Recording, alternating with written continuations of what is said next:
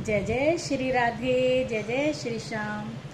सभी सखियों को देवशयनी एकादशी की बहुत बहुत हार्दिक बधाई। आषाढ़ शुक्ल पक्ष की एकादशी को देवशयनी एकादशी कहते हैं। इस एकादशी से चातुर्मास का आरंभ हो जाता है।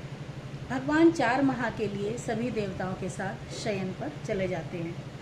ये चातुर्मास की एकादशी सभी को अवश्य करनी चाहिए। इसमें भजन, कीर्तन, पूजन, ध्यान, मौन आदि करना चाहिए। इसी को हरिशयनी एकादशी, पद्मनाभा, आषाढ़ी एकादशी और प्रबोधनी एकादशी भी कहते हैं। सतयुग वास में इस व्रत को करने का श्रेष्ठतम कहा गया है। इसमें भगवान 4 माह के लिए पाताल लोक में चले जाते हैं। इसका विस्तार पुराणों में मिलता है। कार्तिक मास में श्री हरि उस लोक में पुनः गमन करते हैं। इस दिन को देव उत्थानी एकादशी कहते हैं। 4 माह में कोई धार्मिक कार्य नहीं किया जाता। इस व्रत को करने से सभी की मनोकामना पूर्ण होती है। इसको पढ़ने और सुनने मात्र से सहस्त्र गोदान करने का पुण्यफल प्राप्त होता है। इस व्रत में भगवान श्री हरि विष्णु के साथ पीपल के वृक्ष की पूजा का भी विधान है। इस व्रत से तीनों देवता की पूजा का फल मिलता है। इसकी कथा सुनने के लिए भगवान ने कहा कि अब मैं तुम्हें आप देवशयनी एकादशी का व्रत कहता हूँ। इस एकादशी का व्रत करने से मनुष्य सभी पापों से छूट जाता है और सुखों को भोगता है। बहुत समय पहले सतयुग में धर्मात्मा राजा मानधाता हुए। वो प्रजा की सेवा में दिन रात लगे रहते थे। प्रजा भी उनको बहुत चाहती थी। दुर्भाग्य से उनके राज्य में वर्षा न होने के कारण भयंकर सूखा पड़ गया। प्रजा भूखी मरने लगी। यज्ञ, दान, पुण्य आदि शुभ कार्य बंद हो गए।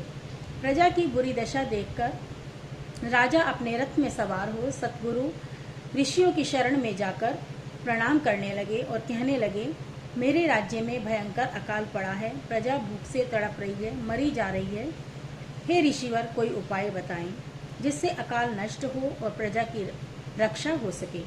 ऋषियों ने कहा, तुम्हारी प्रजा अपने कर्तव्यों से विमूढ़ हो गई है और अधम में लग गई है। अगर वह पुनः अपने कर्तव्यों में लगे तो परेशानी दूर हो सकती है। आपको प्रजा को कर्तव्य पालन की प्रेरणा देनी चाहिए और स्थान स्थान पर तालाब, कुएं, बावड़ी, नहर आदि बनवाए जिससे खेती पैदा हो सके। राजा ने ऋषियों की आज्ञा मानकर स्थान स्थान पर कुएं, तालाब, बावड़ी, नहरें आदि बनवाई। अपना कर्तव्य का पालन किया और प्रजा के कर्तव्य पालन पर भी ध्यान दिया, जिससे अकाल नष्ट हो गया और प्रजा को सुख प्राप्त हुआ। इसकी विधि यह है, एकादशी के दिन भगवान को शयन कराएं। चातुर्मास बाद तुला राशि पर सूर्य आए तब इन्हें जगाएं। मूर्ति को स्थान कराकर साफ आसन पर स्थापित करें। इसके बाद विधि पूर्वक चंदन, धूप, तेप, नैवेद्य, पंचामृत, पुष्प आदि से भगवान की पूजा करें।